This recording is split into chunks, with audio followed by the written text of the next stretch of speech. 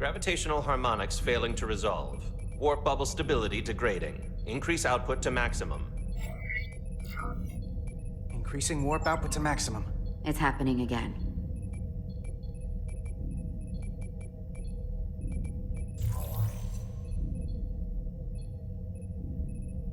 It is evident that presently, the Resolute cannot achieve warp propulsion. Since our diagnostics rule out any problems with our warp systems or anything about the ship, the problem appears to be the fabric of space itself. Space itself? You're saying something about this region of space prevents warp travel? Prevents it, or can't sustain it. However improbable, that appears to be the case. The storm didn't stop us from leaving space dock and traveling here. But could it still be causing this interference with warp travel? We must follow sound investigatory principles. Do not let an assumed conclusion drive your analysis. Sometimes we need a little inspired thinking, Mr. Chovak. Captain Solano is on his way back from the negotiations, and I want to have some answers for him when he gets here. Indeed. Given the facts at hand, we may be able to deploy subspace probes around the ship to construct a clear picture of the phenomenon. Around the ship. I'll prep a shuttle.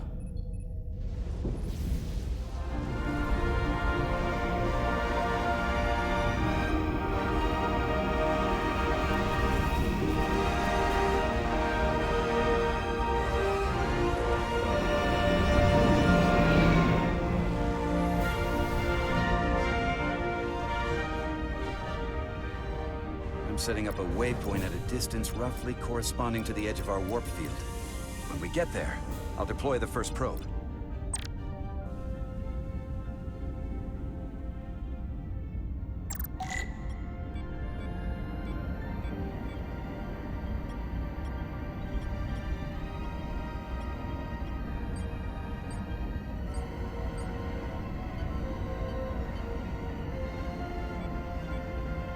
Commander Westbrook, the Resolute systems are calibrated to receive the probe's readings.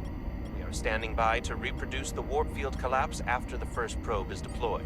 Thank you, Mr. Chovak. We'll be in position shortly. And, Mr. Diaz, do take care in piloting the shuttlecraft. Now is not the time to indulge in the human penchant for joyriding. Chovak probably isn't such a fun guy to work for, huh?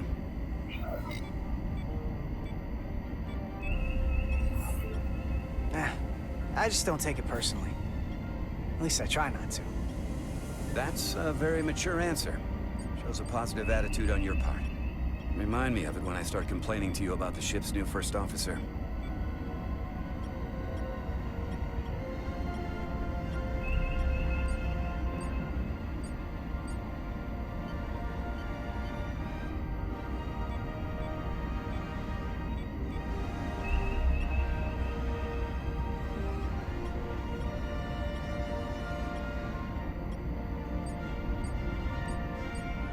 This is far enough.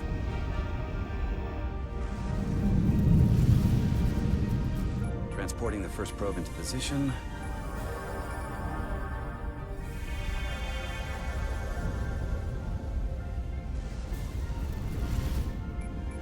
Westbrook here. The first probe is deployed. Understood. We are reading it. We are about to replay the simulation.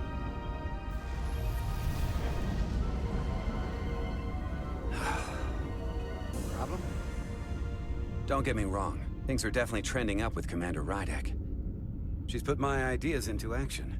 And she listened to me when your life was on the line out on the hull. That sounds like a good thing. It is. But I'm still trying to figure out if she's right for the job. She didn't go through what the rest of us did. Still got chosen to be #1. Can't tell if she was actually siding with me, or if we just fell on the same side. Yeah, but she's lucky she didn't go through what we did. You can't hold it against her. Actually, I think I can, even if I shouldn't. Test is running. Warp field collapse in 3, 2, 1, mark.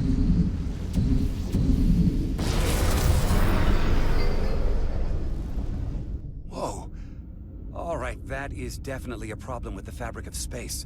We need to get another probe out there.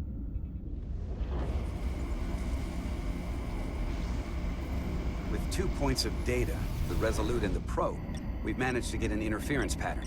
I'm setting a waypoint to a particularly strong area of interference. We'll deploy the second probe there.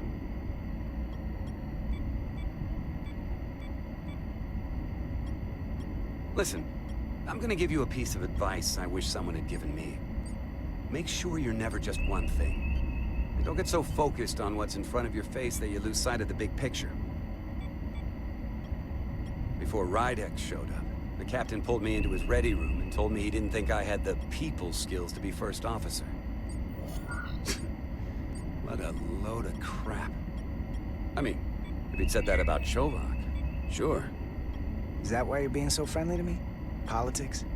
That would be clever, but I think you give me more credit than the captain does. You're all right, Diaz. And you've got potential. You're a capable engineer. You're good in the field. Keep up the good work, and who knows? A solid jack of all departments like you could be Commander-in-Chief of Starfleet one day. Hell, Admiral Jellicoe started as a shuttle pilot. And there are places to go in the enlisted ranks, too. You know, I'd be the best leader Starfleet ever had. Lower decks always have to fix all the problems Command causes. Maybe I'd just save everybody some steps. Well, don't forget about us little people when you're running things. Of course not.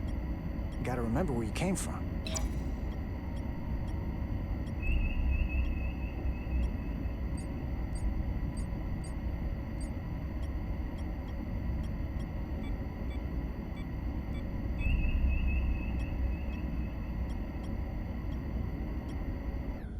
Here, this is close enough. Stop the engines. Deploying the probe. Westbrook to Commander Chovak. We're ready for another sampling of data. Very good. Running the simulation again. Warp field collapse in 3, 2, 1. On. There it is again. I saw it. It seems to be directional. Well, what about the scans?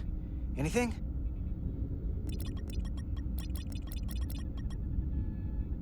Here's the readings in relation to our local space.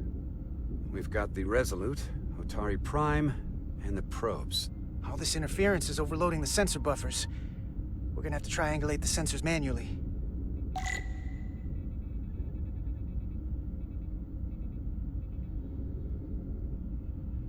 We got something.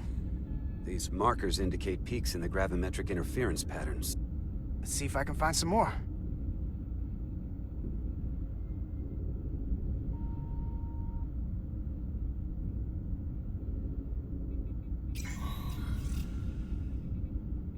Hold up.